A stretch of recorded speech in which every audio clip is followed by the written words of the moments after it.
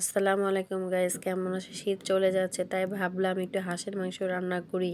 শীতের সময় হাঁসের মাংস খেতে খুবই ভালো লাগে। তার হাঁসের মাংসের রেসিপি আপনাদের বলা হচ্ছে, প্রথমে পেঁয়াজগুলো ভালোভাবে কুচি করে নিয়ে মরিচ আর পেঁয়াজ তেলের মধ্যে দিয়ে ভালোভাবে কষাবো। তারপরে মশলা একে একে মশলা দিয়ে নাড়াচাড়া করব এবং এটিকে ভালোভাবে নাড়াচাড়া করে যখন এটি আপনার মশলাগুলো সুন্দর একটু তেল তেল ভাপ আসবে, তখন এটি সুন্দর করে নাড়াচাড়া করে তারপরে মাংসগুলো ভালোভাবে পরিষ্কার করে নিতে হবে। যেন হাঁসের মাংসগুলো সাধারণত একটু গন্ধ করে, এই জন্য একটু ভালোভাবে ধুয়ে একটু হালকা গরম পানিতে ধুয়ে রিসিভ করতে হবে।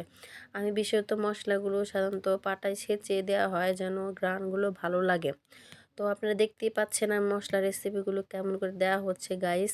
দেখেন তেলগুলো সুন্দর করে ভেসে উঠেছে।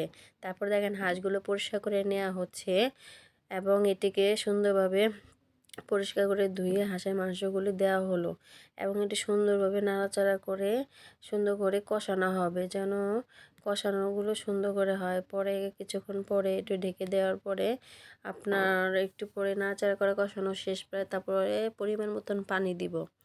দেওয়ার পরে গাইস দেখবেন শীতের সময় আসলে হাঁসের মাংস খেতে খুবই দারুণ মজা। তো গাইস আমার রান্না প্রায় শেষের দিকে। দেখেন লাস্ট টাইম কয়েকটা রসুন দিয়েছি, আনাম আনাম রসুন আনাম খেতে খুব ভালো লাগে গাইস। আল্লাহ হাফেজ।